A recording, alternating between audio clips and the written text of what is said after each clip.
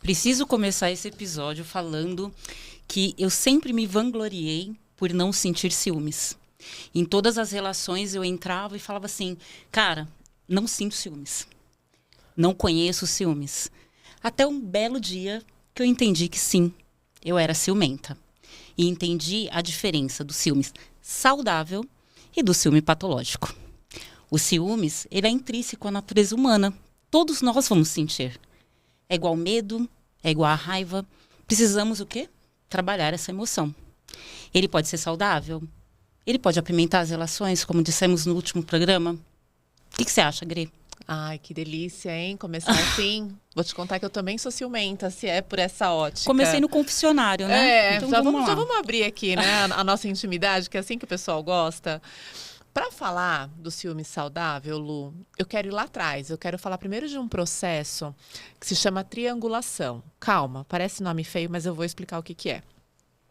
Ele é um processo que ele acontece na primeira infância.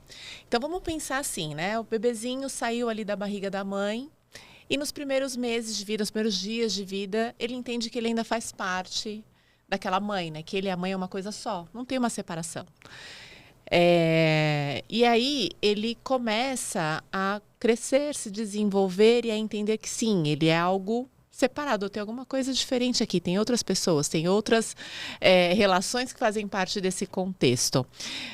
Lá pelo 5º, 6º mês de vida, ele começa a perceber a figura aqui, eu vou citar a figura do pai, mas considerando aí todas as diferenças na família, mas que tenha outras pessoas interagindo também com essa mãe. Então, que não é só ele e a mãe, né? O mundo não é só mãe e filho, mãe e bebê. Tem outras pessoas que fazem parte. Esse é o processo que é chamado de triangulação. Por que eu quero citar esse processo, né? Que a partir do momento que eu começo a entender que outras pessoas fazem parte, vem também começo a experienciar inconscientemente a sensação de preciso dividir, preciso compartilhar, o mundo não é só meu, e aí vem a ambivalência das sensações. Então, assim, no mesmo tempo que isso era só meu, agora não é mais. É gostoso, mas é desconfortável. E é onde começa a nascer o que chamamos de ciúmes, né? Então, eu tenho que dividir a minha mãe? Eu tenho que dar espaço para que outras pessoas entrem? Por que eu gosto de falar isso, né, Lu? Porque esse sentimento de ambivalência, por um lado, ele pode ser uma necessidade de ampliar o meu mundo, né? Eu começo a entender que tenho outras relações. Mas também, por outro, eu começo a ter a sensação de que eu posso perder uma segurança afetiva, eu posso perder um amor incondicional. Faz sentido? Muito. Muito. E a gente vê a criança, os pais, né, os cuidadores, não trabalhando a frustração da criança, né? Então, ela vai, o que você disse, ela vai crescer dividindo essa atenção. E, às vezes, o irmão dele, por exemplo, o José tem o irmão João. O João, talvez ele precise de um pouquinho mais de atenção, por precisar mesmo, por estar passando por alguma outra situação. O que os pais precisam fazer? Né? Os pais precisam comunicar o João. Né? Então, olha, o seu irmão, não é que eu não estou dando atenção só para ele, eu estou dividindo entre vocês dois, mas o João precisa um pouquinho mais por isso e aquilo. Isso, dentro do relacionamento amoroso, do relacionamento afetivo, também falta a comunicação, né? Então, quando o ciúmes ele é saudável, ele é normal, precisa existir essa segurança, precisa existir a comunicação. Né? Então, eu poder chegar para o meu parceiro e falar, olha, não gostei daquilo. Né? Você chegou tarde do trabalho, o que aconteceu? E não por medo, Né? Então, às vezes a pessoa fala, cara, eu não vou perguntar porque eu vou perder essa pessoa. Porque eu vou parecer ciumenta. Vou parecer ciumenta. Então, assim, as pessoas entendem os ciúmes, que era o que eu entendia, como algo ruim. E não é ruim. Ele precisa ser trabalhado. Exatamente. E é por isso que eu quis começar com a triangulação, né? Porque quando tem uma resolução eficiente desse processo, então, por exemplo, isso acontece, gente, no dia a dia de forma natural. Então, não dá para falar que os pais sabem que, então deixa eu triangular aqui com o meu filho. Não é dessa maneira que acontece. É exatamente se relacionando, trabalhando essas relações e entendendo que a frustração faz parte, entendendo que faz parte do processo da criança e que mesmo ela se sentindo frustrada com a sensação de perder algo que até então ela entendia como exclusivo, ela pode sim se sentir segura emocionalmente, que é isso que ela vai carregar para a vida adulta e nas outras relações. Né? Então, quando você fala, o pai e a mãe trabalham isso entre os irmãos, quando eles entendem que ele não precisa fazer aquele joguinho, sabe? Então deixa eu ver se ela ama mais o meu irmão do que eu. Deixa eu ver quem é mais importante. Ou brincar, né? As comparações ali entre família. Então, seu irmão é isso, sua irmã é aquilo. Quando isso acontece de forma natural, você respeitando a individualidade de cada ser, ele cresce de uma maneira segura, entendendo um pouco mais. E aí algumas pessoas podem perguntar, tá, Grace, mas isso não aconteceu na infância. E agora? Ele precisa se relacionar com controle ou com essa sensação de perda e de ser preterido em todas as relações? Não. Ele pode procurar ajuda na vida adulta e entender esse funcionamento. De onde vem essa falta? De onde vem esse medo de perder? De onde vem esse medo de ser trocado? Para daí ir para um ciúme saudável ou patológico, né? Então, muito vai da forma que eu trabalho esse sentimento dentro de mim. Nossa, como eu vejo, né, a questão da comunicação no todo, como a comunicação atrapalha. Lu, sem querer triangular, mas triangulando, sabe o que me veio quando você falou da comunicação? Foi tudo que não aconteceu na tragédia de Otelo.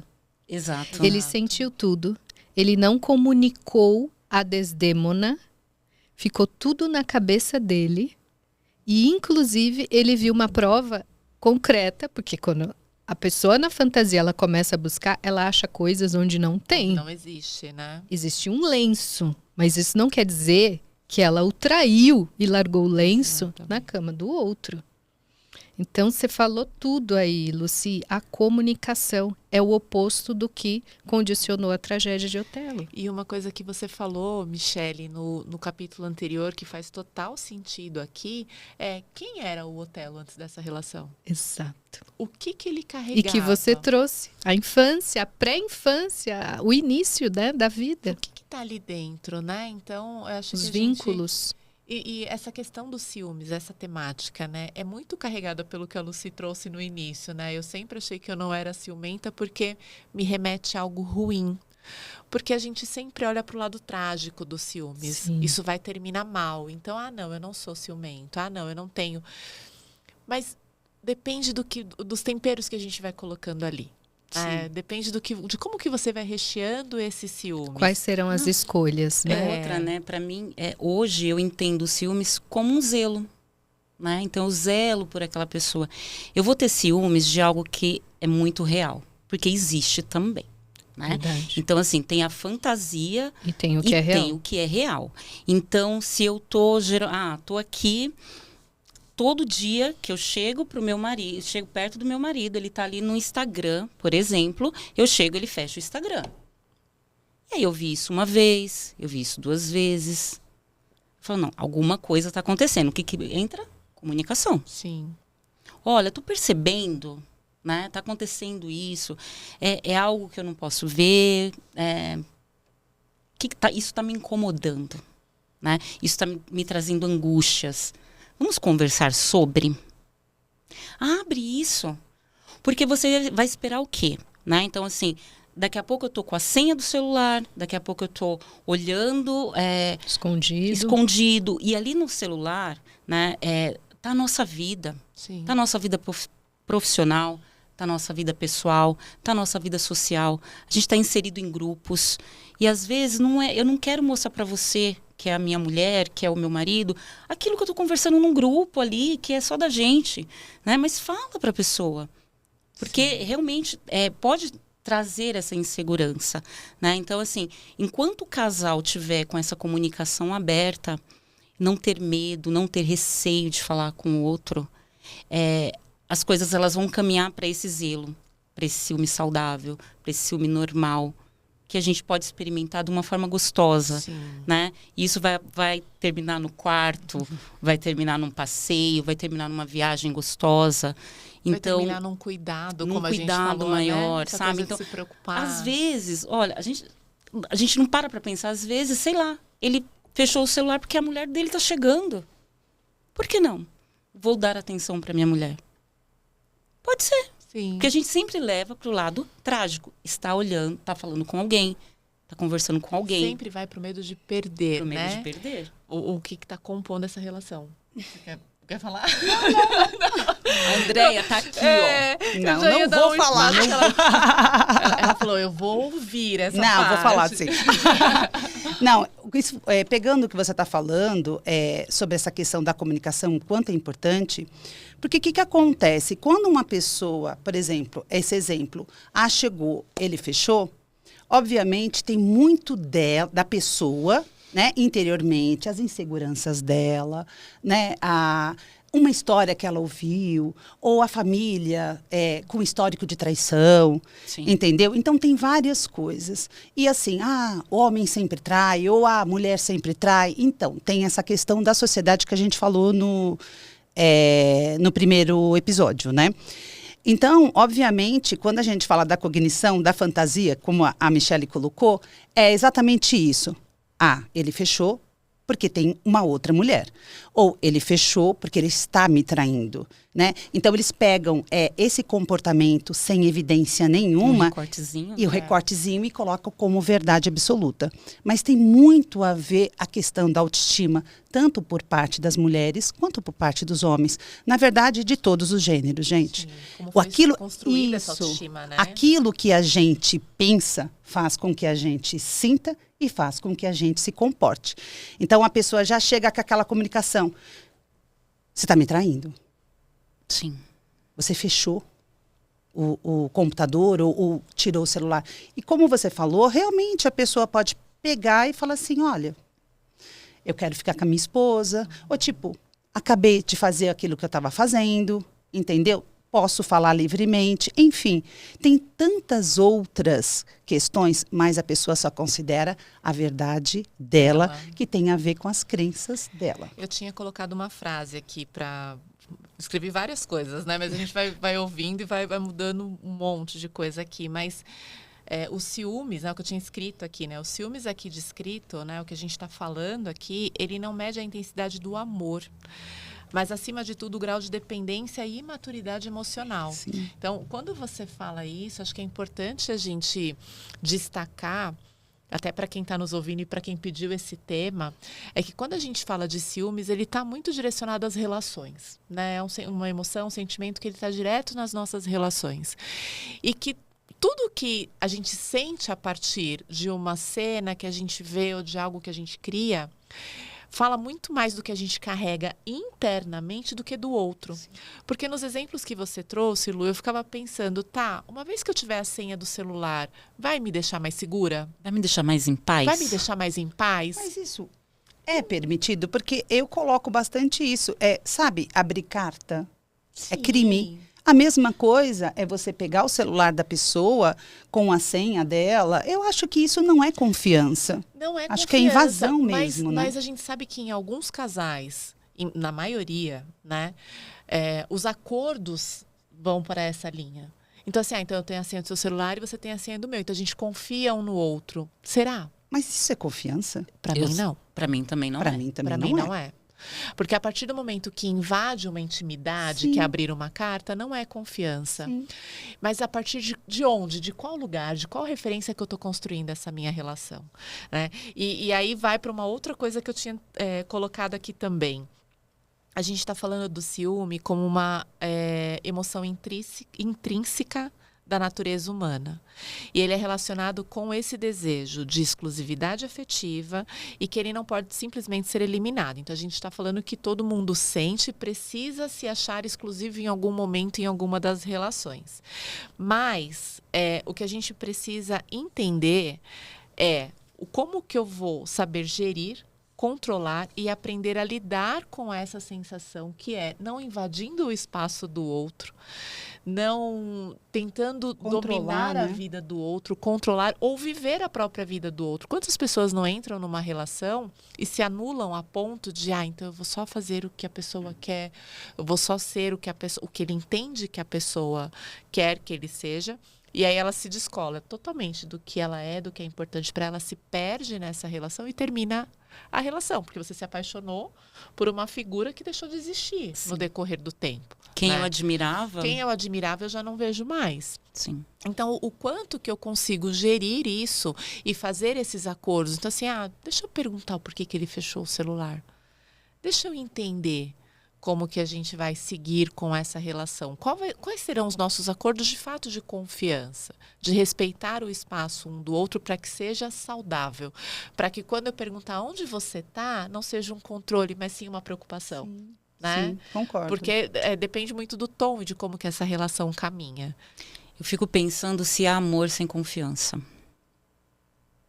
É uma bela pergunta. Dá até um episódio, vocês não acham? Dá. Se há amor, como que você falou? Se há amor sem confiança.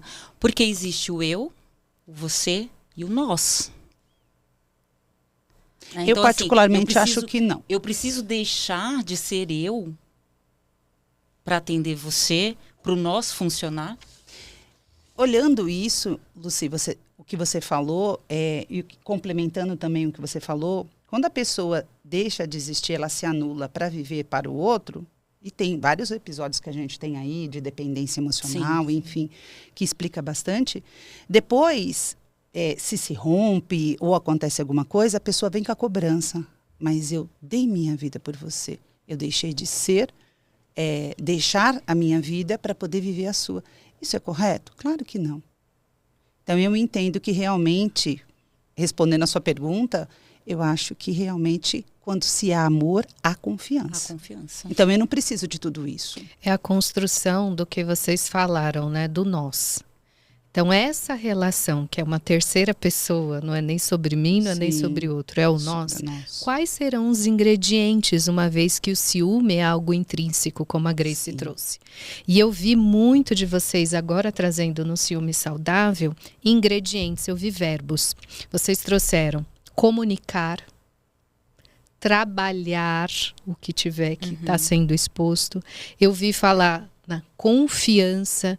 Então, quanto mais ingredientes saudáveis nesse nós, é que o ciúme não vai tender para o patológico.